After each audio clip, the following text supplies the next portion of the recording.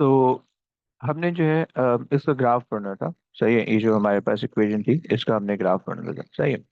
और अगर आप इसके इक्वेशन को देखो, तो इसकी इक्वेशन से आपको स्ट्रेट अवे पता चल जाएगा कि स्ट्रेट लाइन ग्राफ बनना चाहिए। राइट। और ये बहुत इंपॉर्टेंट ग्राफ है, बहुत दफा पेपर में आता है। सही, लाइक हर अगले क्वेश्चन में ये ग्राफ गिवन होता है। सही है। सो आज तो लेट्स से कि भाई मेरे पास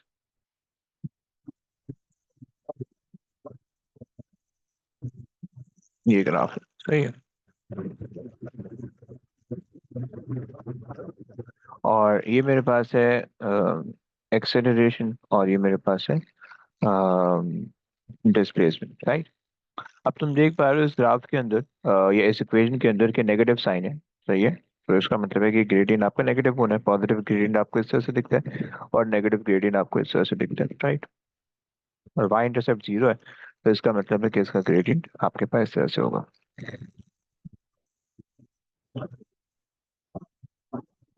सही है। तो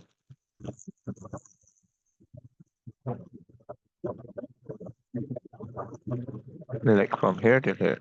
राइट। ये शायद मैंने थोड़ा बड़ा बना दिया। 1 2 3 4 एंड 5। सही है।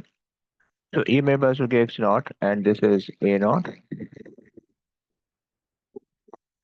और यहाँ पे अगर हम देखें, सो 1 2 3 4 5 एंड 6, शुड बी 5 ना। 1 2 3 4 5 is x naught and correspond to that value is a naught, right? Please keep in mind कि ग्राफ जो होगा वो तुम्हारे पास ग्राफ जो होगा वो तुम्हारे पास जो है वो स्ट्रेट लाइन होगा। सही, एक चीज। और दूसरी चीज के ग्राफ जो है तुम्हारे पास सेम पॉइंट पे होना चाहिए, सिमेट्रिकल होना। सिमेट्रिकल नहीं कहते हम, लेकिन इसको जो एंड वैल्यूज होनी चाहिए उनके कोऑर्डिनेट सेम होनी चाहिए। सही है। सो ये हमारे पास जो है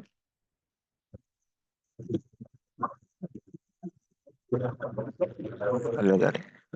खैर, तो इसको इग्नोर कर देना। ये वाले पोर्शन को अगर आप इग्नोर कर दो। सही। तो ये आपके पास ग्राफ है, नॉर्मल ग्राफ है। सही है। अब इस ग्राफ का जो ग्रेडियंट है, अगर मैं आपसे पूछूं कि इस ग्राफ का ग्रेडियंट क्या बताएगा, तो कोई बता सकता है इस ग्राफ का ग्रेडियंट क्या बताएगा? एनीबडी?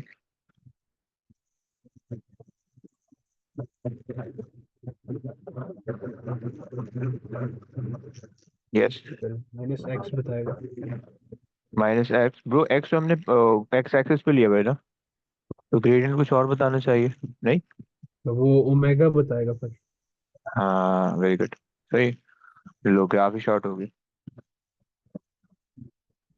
एक मिनट। सही है। सो आप मैन कम ऑन।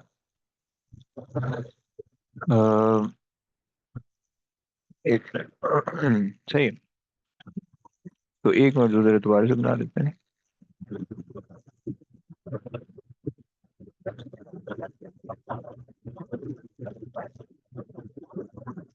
सही, ये आ गया।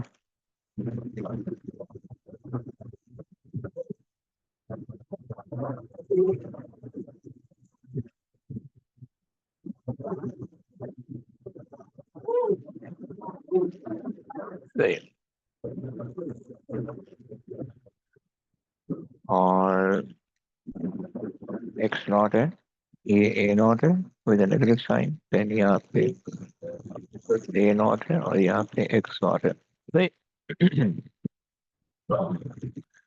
अच्छा जी। सो अब जो है आपने कहा कि भाई इस ग्राफ का ग्रेडियंट जो है, आपने बिल्कुल सही बोला कि ओमेगा बताएगा। एक्चुअली ओमेगा स्क्वायर बताएगा, क्योंकि हमारे पास ओमेगा इटसेल्फ जो है वो स्क्वायर है। राइट। तो ये हमारे पास ओमेगा स्क्वायर बता देगा। राइट।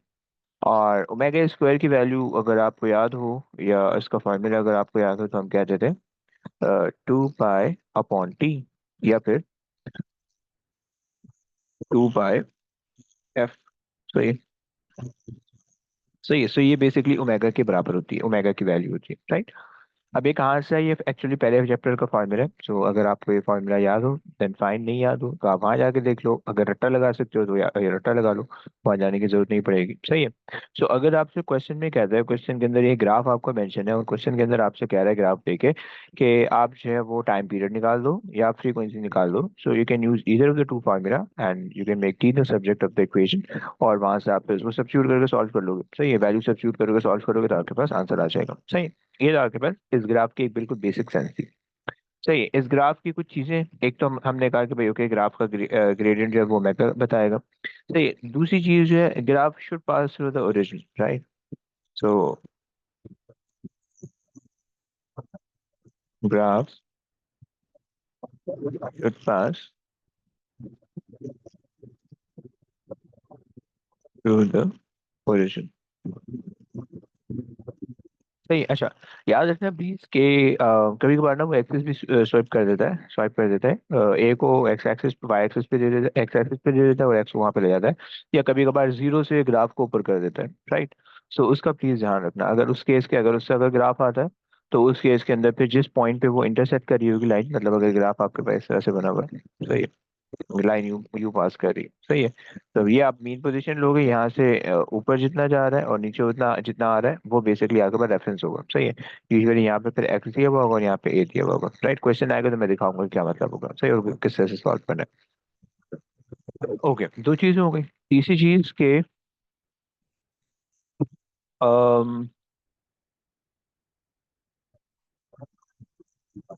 आपके पास जो मैग्नीट्यूड ऑफ कोऑर्डिनेट है, सही है, the values of an point, ये तुम इसके बजाय कोऑर्डिनेट भी कह सकते हो, सही है। So the coordinate of and point should be same, should be same, या should be equal, should be equal बोले तो अगर आप यहाँ देखो, तो यहाँ पे जो वैल्यू आ रही है वो आपके पास आ जाएगी -x0, x0 और a0, राइट। और यहाँ पे जो वैल्यू आ जाएगी वो आपके पास आ जाएगी माइनस, अच्छा, x0 और -a0, राइट। तो अगर आप फॉर नाउ नेगेटिव साइन को इग्नोर कर दो तो आपके पास जो है तो आपके पास जो है ये वैल्यूज जो है वो एग्जैक्टली exactly इससे मैच कर रही होंगी, राइट। तो बस यहाँ पे ये कहने का मकसद है। तो अब कभी कभार ना इस तरह से होता है कि क्वेश्चन के अंदर तुम्हें ग्राफ दे रखा होगा और तुम्हारे पास जो है अगर एंड पॉइंट मैच नहीं कर रहे होंगे, सम टाइम दोनों के एंड पॉइंट अलग अलग होंगे, या इन चारों में से कोई भी एक पॉइंट जो है वो गलत दिया हुआ होगा, तुमसे पूछेगा कि इसमें अंदर क्या प्रॉब्लम है ग्राफ के अंदर, तुमने वो आइडेंटिफाई करनी होगी, राइट। तो ये तीन चीजें हो गई। चौथी चीज जो है, graph should be a straight line, right. अच्छा, एक और चीज, अगर यहाँ पे पॉइंट इक्वल नहीं होते, अगर पॉइंट दोनों अलग अलग हैं तो उससे फिर जो है ना आपको डैम्पिंग की प्रेजेंस का पता चलेगा। डैम्पिंग क्या है वो आगे आएगी, मैं सिर्फ यहाँ पे मेंशन कर रहा हूँ, सही। एफ नॉट इक्वल, अच्छा, तो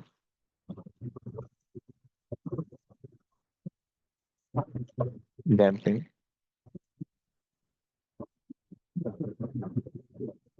कॉन्स्टेंट, राइट। बस ये सेंटेंस याद रखना, ये बाद में आएगा, इसको वहाँ पे मैं एक्सप्लेन करूंगा, सही है। फॉर नाउ बस इसको भी रट्टा लगा लो, सही है। बेसिकली डैम्पिंग वैसे मैं थोड़ा बता रहा हूँ, डैम्पिंग वैसे एनर्जी लॉस होती है, सो यहाँ पे जो एनर्जी होगी ऑब्वियस सी बात है यहाँ पे उससे कम होगी, राइट। सो इस वजह से यहाँ पे जो डिस्प्लेसमेंट होगी, क्योंकि जाहिर बात है एनर्जी या तो डिस्प्लेसमेंट से रिलेट होती है या स्पीड से रिलेटेड होती है, क्योंकि डिस्प्लेसमेंट जो होगी वो ग्रेविटेशनल पोटेंशियल एनर्जी बताएगी और स्पीड जो होगी वो काइनेटिक एनर्जी बताएगी, सही है। तो यहाँ पे एक्सेलरेशन वर्सेस डिस्प्लेसमेंट का ग्राफ दिया हुआ है, यानी ग्रेविटेशनल पोटेंशियल एनर्जी या पोटेंशियल एनर्जी तुम रिलेट कर सकते हो, सही है। तो अब यहाँ पे हमने कहा कि भाई डैम्पिंग अगर है सिस्टम के अंदर, एनर्जी लॉस हो रही है, डैम्पिंग का मतलब है रेजिस्टिव फोर्सेस, राइट। सो अगर एनर्जी लॉस हो रही है सिस्टम के अंदर से, तो इनिशियली जो हाइट होगी और उसके बाद वाले ऑसिलेशन के अंदर जो हाइट होगी वो दोनों एक बराबर नहीं होंगी, अलग अलग होंगी, राइट। तो हमारे पास ये इसकी वजह से होगा, राइट। एंड फोर्थ थिंग हमारे पास है, चौथी चीज हमारे पास है कि the line should be straight, line straight नहीं है। लाइन कर्व नहीं होनी चाहिए, लाइन अगर कर्व होगी तो वो कोई और सा मोशन बन जाएगा, सिंपल हार्मोनिक मोशन नहीं होगा। सही, ये चार चीजें आपने इस ग्राफ के अंदर देखनी होगी। सही है, तब जाके आपका ये ग्राफ कंप्लीट और क्लियर हो पाएगा। राइट, क्लियर है बच्चों? क्लियर है? जरा बोलना प्लीज, हाँ ना बोलो थोड़ा। सर क्लियर है। परफेक्ट। सही। अच्छा, अब यहाँ तक इस चैप्टर का एक पोर्शन जो है वो कंप्लीट हो गया है। सही, अब जरा उसके पहले क्वेश्चन देखते हैं और उसको आगे लेके चलेंगे, और फिर उसके बाद जो है देखेंगे कैसे। अच्छा, मुझे एक बात बताओ, तुम लोग का टेस्ट ले लिया जाए? हमने दो चैप्टर पढ़ लिए, तो क्या बोलते हो तुम लोग, टेस्ट अगर हम ले लें, अगर तुम लोग को कोई मसला नहीं है तो? हमने सर ग्रेविटेशन पढ़ा है और मैंने भी सर्कुलर मोशन का। ग्रेविटेशन नहीं किया। क्या क्या? मैंने भी ग्रेविटेशन नहीं किया, मेरा आज ही सर्कुलर मोशन खत्म हुआ है। ओके, तुम्हारे पास क्वेश्चन है सारे? सर क्वेश्चंस मैंने कर लिए थे, वो पीएमटी से ऑनलाइन मुझे मिल गए थे, मैंने कर लिए थे। हैं? बेटा, पीएमटी में वहाँ पे उसके नहीं मिलेंगे, सर्कुलर मोशन के तो चलो तीन चार क्वेश्चन है, वो आसानी से हो जाएंगे। ग्रेविटेशन के बहुत सारे क्वेश्चन है, पीएमटी पे जाओगे बहुत कम क्वेश्चन देते हो, समझ लो। सर अभी तो ग्रेविटेशन मैंने शुरू भी नहीं किया। है, चलो ओके। चलो फिर इस चैप्टर, ये जो हम ये सिंपल हार्मोनिक मोशन पढ़ लें, इसके बाद जो है वो हम टेस्ट ले लेंगे। सही है, ये तीन चैप्टर ओके। शुरू के और इनका हम टेस्ट ले लेंगे। सही। अच्छा जी, और इसके अंदर बेसिकली तीन पोर्शन है, तकरीबन दो तीन हफ्ते इसमें लगेंगे।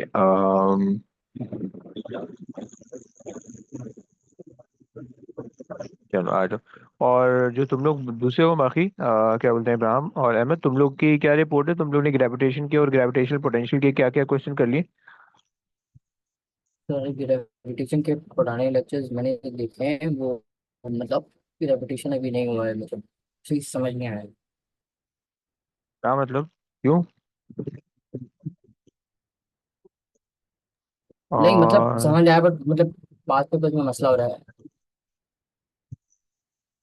अच्छा, ग्रेविटेशनल फील्ड के मैंने भेजे हुए, ग्रेविटेशनल पोटेंशियल के मैंने नहीं, पोटेंशियल एनर्जी के नहीं भेजे हुए। ओके, तो ब्रो क्वेश्चन कितने के हैं अहमद?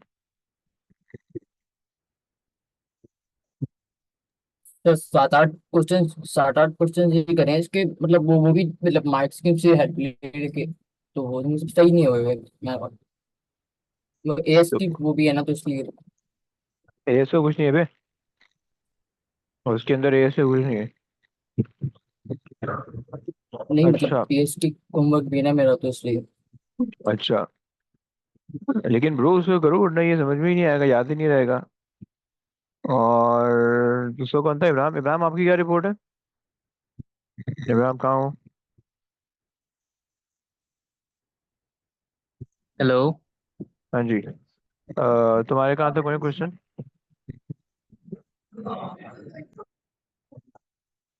यस। अरे आवाज आ रही है नहीं आ रही? कुछ बोल भी रहा है, सिर्फ हेलो बोल के भाग गया। सर मैं अभी वो उसके लेक्चर्स कंप्लीट कर रहा हूँ ग्रेविटेशन के साथ साथ, वो भी एक दफ़ा सारे एंड हो जाते हैं ना, नॉलेज में बिल्ड हो जाता है, तो फिर मैं स्टार्ट कर देता हूँ। अरे कम वक्त, तो तुम शर्म नहीं आ रही तुम लोग को, इतना पीछे चल लो, जल्दी जल्दी कंप्लीट करोगे? सिंपल हार्मोनिक मोशन तक मैंने फिर वेट करना है, फिर उसके बाद जो है वो, अगर अगर आगे नहीं हुआ होगा तो फिर मैं आगे नहीं जाऊंगा, फिर मैं पीछे क्वेश्चन करवाऊंगा जब तक तुम लोग कंप्लीट नहीं होता, क्योंकि मसला हो जाएगा आगे जाके। आगे जाओगे ना, ये पीछे वाली चीजें बड़ी मसला करेंगी, और दो आगे रिलेटेड नहीं है, आगे से रिलेटेबल नहीं है, लेकिन ये दोनों चैप्टर जो है, ग्रेविटेशन और ये सिंपल हार्मोनिक मोशन, ये हर पेपर में आएंगे, हर पेपर में। राइट, तो ये तुम्हारे मस्ट है, तुम्हें क्लियर होना चाहिए 100%। राइट, तो ये जो है ना, सर आप मुझे कुछ इसके भी थोड़े से करके। क्वेश्चंस करवा दें अगर, किस चीज के? ग्रेविटेशन में ब्रो जहाँ तक मैंने आपने उसके पढ़ा है। ग्रेविटेशन हमने पूरा कर लिया, सही, और ग्रेविटेशन के और ग्रेविटेशन फील्ड के मैंने तकरीबन ग्रेविटेशन के तीन क्वेश्चन हमने क्लास में किए थे। सही है, देखो उन्हीं उन्हीं तीन क्वेश्चन को देख के दोबारा से कर लो पहले, उनसे कुछ आइडिया ठीक कॉन्सेप्ट बिल्ड हो जाएगा। सही है, वो खुद से करोगे तो फिर तुम्हें समझ में आएगी। एटलीस्ट 10-15 क्वेश्चन करो, नहीं समझ में आया मार्किंग किसी चाप लो, कोई टेंशन नहीं है। सही है, लेकिन खुद से करने पड़ेंगे आपको, क्योंकि मैं दोबारा से कराऊंगा ना, वो मेरे लिए फायदा होगा, मेरी प्रैक्टिस रहेगी उससे। आपको तब तक फायदा नहीं होगा जब तक आप खुद से नहीं करो, जब आप खुद से करोगे, क्वेश्चन पूछोगे, तो उससे आपको फायदा होगा, समझ लो। तो इसलिए प्लीज सिंपल हार्मोनिक मोशन ये बहुत आसान चैप्टर है। सिंपल हार्मोनिक मोशन बहुत इजी चैप्टर है। लाइक इसमें कोई चीज ऐसी नहीं है कि जो तुम्हें रॉकेट साइंस लगे रहा है। बहुत इजी चैप्टर है।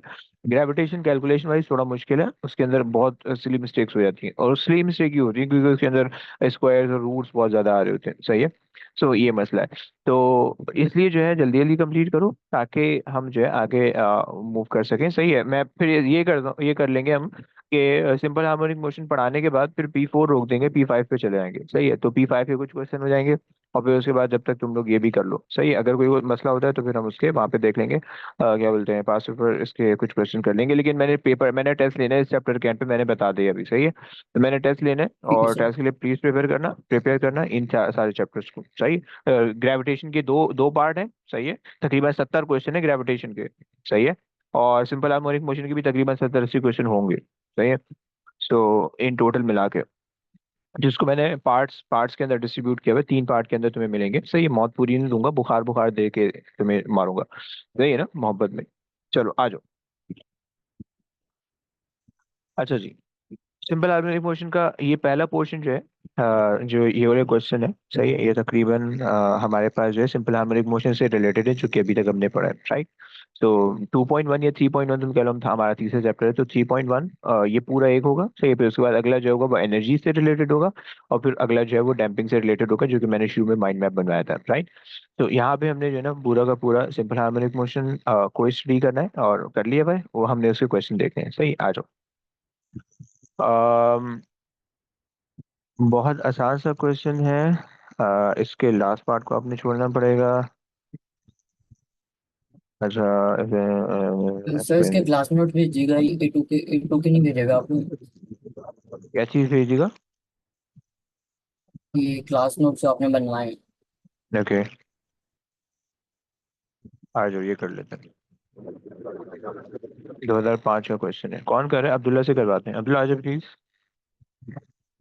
The center of the cone of a loudspeaker is oscillating with simple harmonic motion of frequency of 1400 hertz and amplitude of 7.08. Calculate two significant figures the angular frequency of the oscillator. Okay. Angular तो frequency omega होता है। Formula होता है 2 पाई F या 2 पाई/टी। यहाँ पे तुमसे omega पूछा है, एफ निकाल लो क्योंकि फ्रीक्वेंसी गिवन है। राइट। कैलकुलेट करो कितना आ रहा है। कैलकुलेटर हाथ में रखो, तेज से काम करना, जल्दी जल्दी हो जाएगा। तो ये जिसकी भी बारी आती है कैलकुलेटर हाथ में रखना। हाँ जी। 8796 8। दोबारा बोलो। 796 8। अच्छा। 8796 उसने कहा कि टू सिग्निफिकेंट फिगर। तो 8800। राइट। आ गया जो। The maximum acceleration in meter per second square of the center of the cone. क्या फॉर्मूला भाई? एम्पलीट्यूड भी दिया हुआ तो -x वाला और ओमेगा का स्क्वायर वाला। Perfect perfect perfect. Right. Always सही हो गया। सो एम्पलीट्यूड में दे रखा है 0.08 मिलीमीटर, 0.08 एक्सपोनेंट -2। राइट। ओमेगा तुम्हारे पास है, तुम अभी निकाल के आए हो। अब जो वैल्यू ऊपर निकाली वही वैल्यू लेना, राउंडेड ऑफ वाली नहीं लेना। 796। राइट। और इसका स्क्वायर भी है। राइट। निकालो कितनी आ रही? -61,895। 61,895। सही है। उसको 62,000 ले लेते हैं। तो माइनस में हाँ सही है। -9 लिखो ना लिखो, इससे कोई फर्क नहीं पड़ेगा। अच्छा जी। एक मिनट। ओके। तुमसे कह रहे हैं, हाँ ये भी देख लो, ग्राफ बनाने का कह रहे हैं। सही है। वो अभी अभी जो ग्राफ बना के आ रहे हैं बेसिकली वही कह रहे हैं। सही है। सो आपने अब देखो केयरफुली ग्राफ बनाना है, 2 नंबर का स्केल से बनाना, पेंसिल स्केल से बनाना, स्टार्टिंग पॉइंट और एंडिंग पॉइंट सेम होना चाहिए। राइट। Like this. सही है। या अगर मैं रूलर ले लूँ।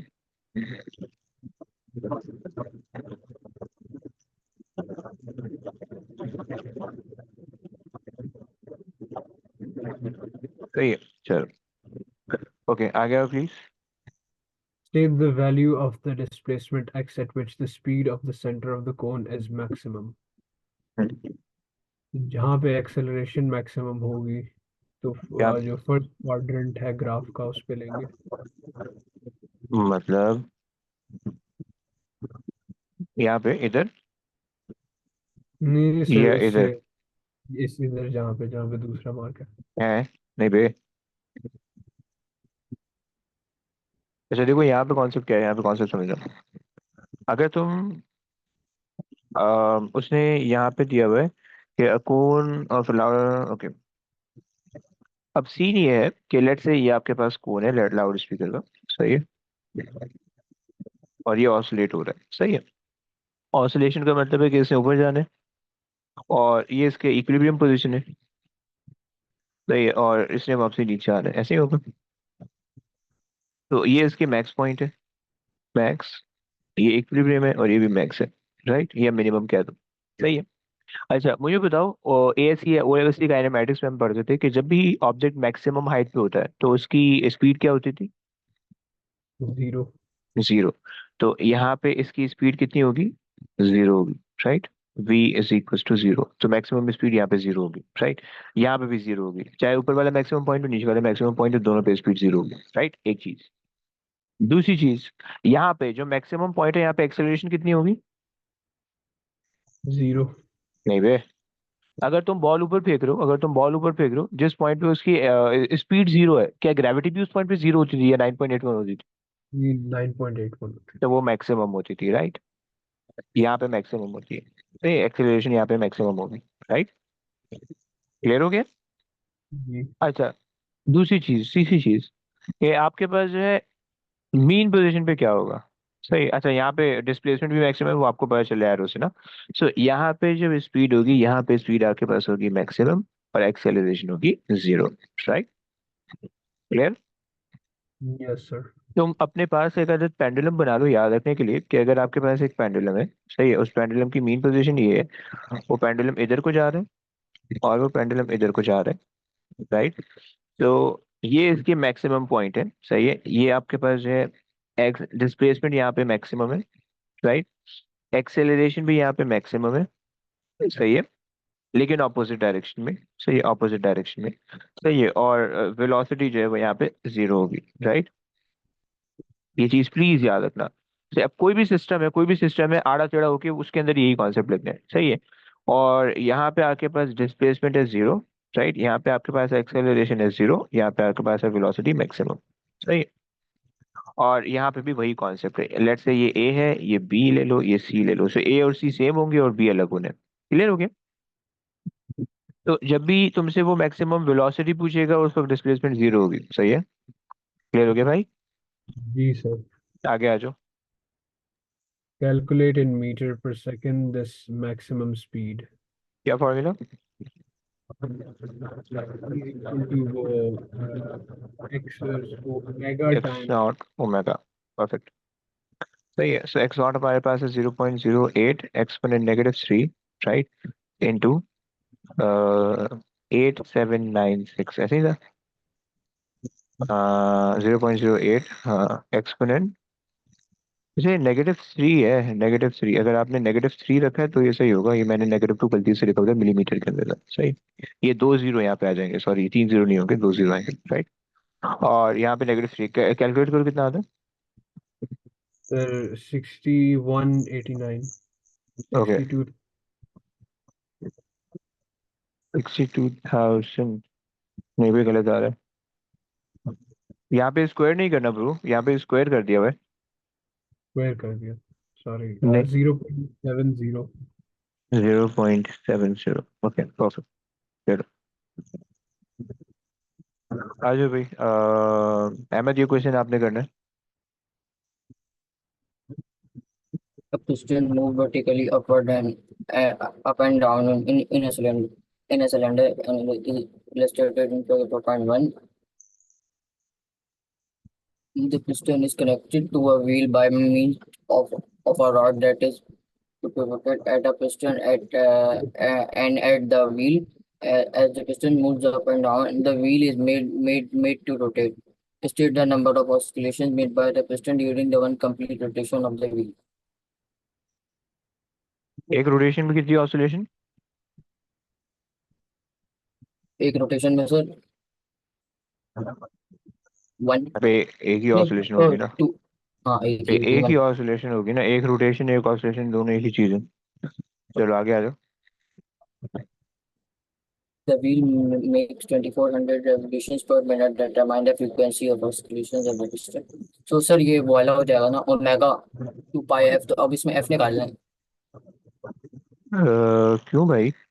उसने सिर्फ कहा फ्रीक्वेंसी निकालने को, तो मैं उसने फ्रीक्वेंसी इन मिनट्स में दी हुई है, तुमने सिर्फ सेकंड में कन्वर्ट करना है। सो मतलब F is equal to 1/t। तुम्हें एफ बेसिकली दे रखा है, सही है, तुम जस्ट इसको डिवाइड बाय 60 कर दो क्योंकि पर मिनट है ना, सो पर मिनट है, यानी this divided by 1 minute, 1 minute is basically 60 second, so just तुम इसको डिवाइड कर दो, 6 1 एंड 6 4 एंड 0, सही? समझा नहीं समझा? जी सर। ओके, आगे चलो। The amplitude of the oscillations of piston is 42 millimeter. Assuming that these oscillations are simple harmonic, calculate the maximum for the piston of the linear speed. Okay, formula क्या होता है? अभी ऊपर V देख क्या है? naught x naught omega. याद रखना, जब भी मैक्सिमम वेलोसिटी होगा ये फॉर्मूला लगेगा, मैक्सिमम एक्सेलरेशन होगा एक्स नॉट ओमेगा स्क्वायर लगेगा। आंख बंद करके लगा दो, अंधी में क्वेश्चन कर दो, कोई टेंशन नहीं है, सही है। सर लीनियर स्पीड में क्या फर्क होता है? लीनियर स्पीड का मतलब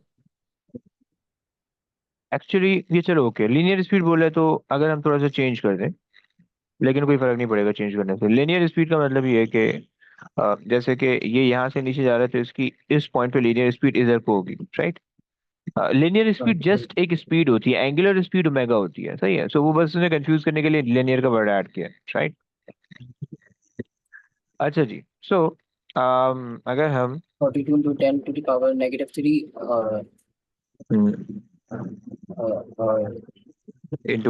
इंटू 2 पाई, आपको पता है ओमेगा होता है 2 पाई एफ होता है, राइट? 2 पाई हाँ एफ, तो 2 पाई तो टू तो पाई ऊपर निकाले इंटू 40 40। हमने निकाला। कर लो।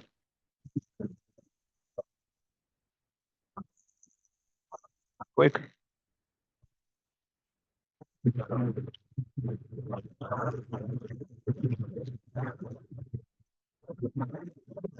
10.5 ओके 10 परफेक्ट। 10.6 10.6, ओके मान लिया। मैक्सिमम एक्सेलरेशन के लिए क्या formula? minus at not omega square c. नहीं, So जल्दी जल्दी, ये चीजें अब uh, आपको याद होनी चाहिए, सही है। अच्छा, एक्स तो नॉट आपके पास है 42 42 एक्सपोनेंट -3, ओमेगा आपके पास है 2 पाई इंटू 40, राइट? और इसका square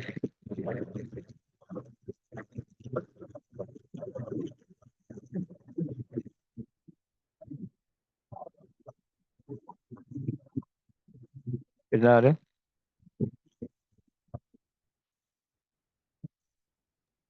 minus 20 26 5 2.94 95 twenty 26 okay 26 5 2 point uh, 0.94 94, okay. 95। वैसे सही है, देख लेते हैं इसके अंदर जो चीजें इन्होंने 2 एस में दी हुई है, तो बस 26, बस 2600 ले लेते हैं, ये 2650 ले लेते हैं, सही है। चलो आगे चलो। So maximum speed mark this piston as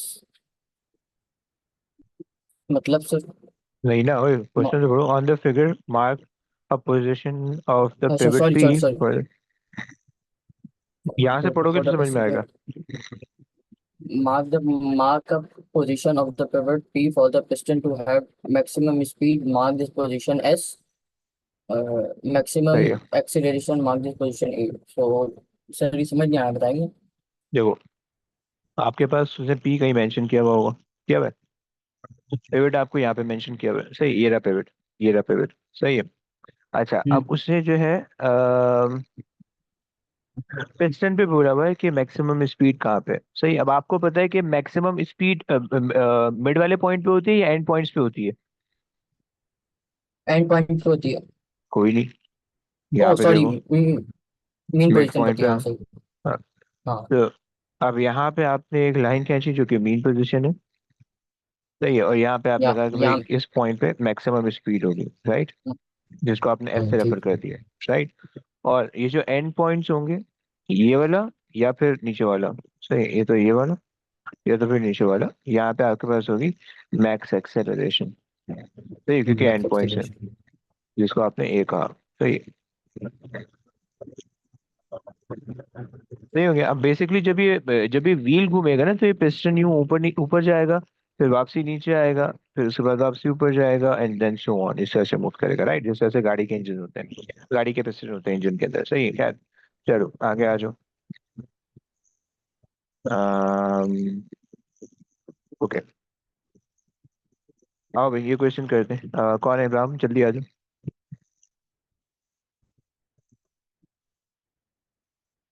Ibrahim कहाँ हो? जी सर। आ जाओ जरा, सॉल्व करवाओ क्वेश्चन।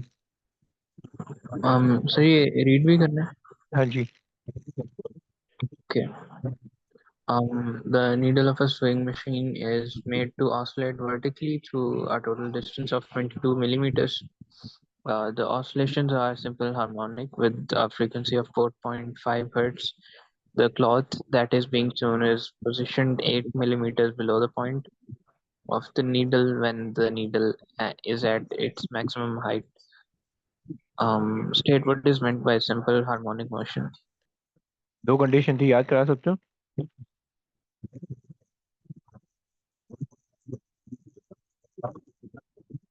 यस, इन विच हम कहते थे कि भाई acceleration is directly proportional, It's directed towards fixed point.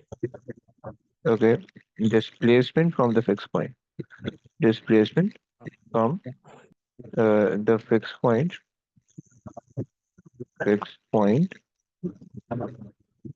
And both are oppositely directed,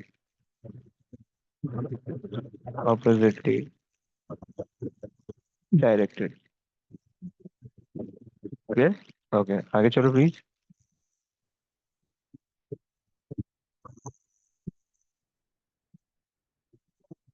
कहाँ हो? The displacement y of the point of the needle may be represented by the equation y equals a cos omega t, suggests the position of the point of the needle at time t equals to 0. अच्छा, अब देखो यहाँ पे हमने जो actually जो equation बनाई थी A हो डिस्प्लेसमेंट की वहां जाएगी पे, डिस्प्लेसमेंट ना? सॉरी क्या बोल रहे हो? A हो जाएगी डिस्प्लेसमेंट। हाँ परफेक्ट। तो यहाँ पे ये चीज आपको बस पता होनी चाहिए, लेकिन ए की वैल्यू होगी कुछ ना कुछ, वो भी देखते हैं। एक मिनट, यहाँ पे हमने जो इक्वेशन बनाई थी, वो इक्वेशन हमने ये बनाई थी, अगर आप याद करो तो हमने कहा था कि हमने साइन की इक्वेशन बनाई थी, बेसिकली हमने कॉस की इक्वेशन नहीं बनाई थी, सही। अब यहाँ पर मैंने बताया था कि साइन की भी बन सकती है, कॉस की भी बन सकती है, सही है।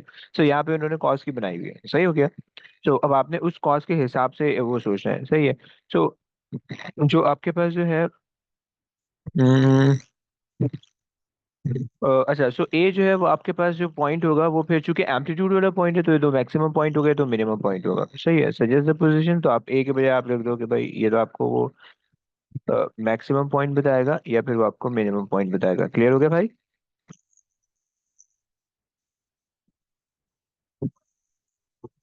चलो आगे आओ।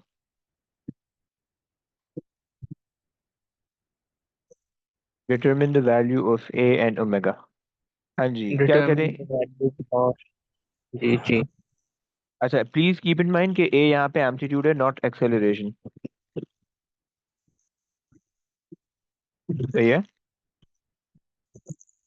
अब यहाँ पे कोई फॉर्मूला वॉर्मूला नहीं लगेगा, यहाँ पे स्ट्रेट अवे आपने बताना है कि क्या होगी।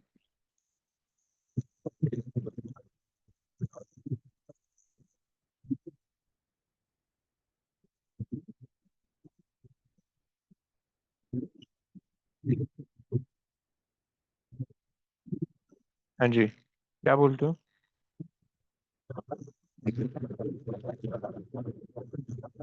अगर हम,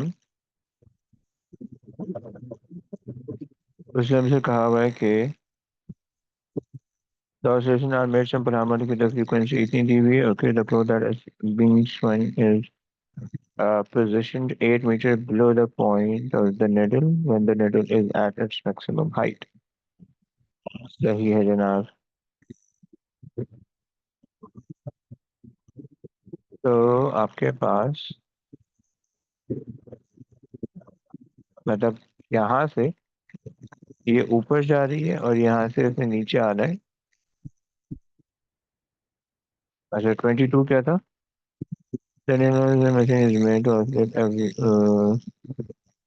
22, अच्छा ओके। सो 22 डिस्टेंस का टोटल ऑसिलेशन है, तो इसका मतलब है हाफ कर दोगे तो तुम्हारे पास क्या आ जाएगा, एम्पलीट्यूड आ जाएगा, राइट? समझ गया भाई? अगर तुम्हारे पास टोटल डिस्टेंस 22 मिलीमीटर का है, जो कि वो ऊपर नीचे हो रही है, सही, उसने कहा कि oscillate vertical distance total distance of this much, आप उसको हाफ करोगे आपके पास ये आ जाएगा, राइट? ओमेगा आपने निकालने, ओमेगा के लिए 2 पाई और 2 पाई एफ कर दो। सही है। जल्दी से निकालो क्या बन रहा है, इंटू 4.5। तो 9 9 पाई ले लेते हैं, अब जो भी बन रहा होगा 9 पाई इस तरह से मत लिखना, पेपर में नंबर कटेगा। सही, वो डिस्करेज करते हैं। ओके आगे आओ। Calculate for the point of the needle its maximum speed का फॉर्मूला तुम्हें पता है, v equals to x not omega. सही है। और एक्स नॉट आपके पास है 11 मिलीमीटर। सही है। सो 11 एक्सपोनेंट -3, राइट, एंड इंटू 9 पाई। सही है, निकाल दो कितनी आ रही वैल्यू।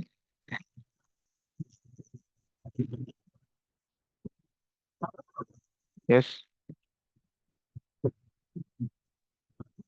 कोई है निकालने वाला, कोई भी निकाल दो यार।